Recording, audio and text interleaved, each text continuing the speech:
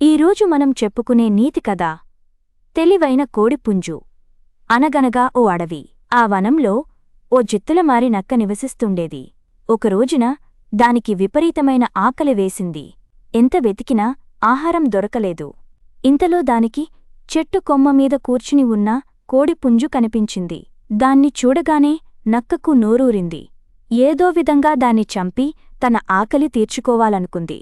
నెమ్మదిగా ఆ చెట్టు దగ్గరకు వచ్చి, మిత్రమా, నిన్న నాకు ఆకాశవాణి నుంచి ఓ వార్త వినిపించింది.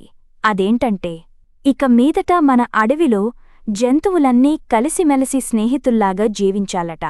అందుకే వెంటనే కిందకురా, మనిద్దరం కలిసి స్నేహగీతం పాడుకుందామంది.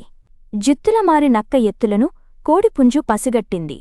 అవును నక్క బావా, ఆ వార్త నిజమే. గతంలోనూ ఇలా ఆకాశవాణి వినిపించిందని మా బామ్మ చెప్పింది అంది. కోడిపుంజు తన వలలో పడుతున్నందుకు నక్క చాలా సంతోషించింది. అయితే మరింకేం, వెంటనే చెట్టు దిగి నాతో స్నేహం చేయడానికిరా అంది నక్క. అంత తొందరెందుకు? అదిగో కాస్త దూరంలో మన స్నేహితులు ఉన్నారు, వారిని రానివ్వు. అందరం కలిసి అప్పుడు స్నేహగీతం పాడుకొందాం అంది కోడిపుంజు. అవునా, ఇంతకు ఎవరొస్తున్నారు అని కాస్త కంగారుగా అడిగింది నక్క.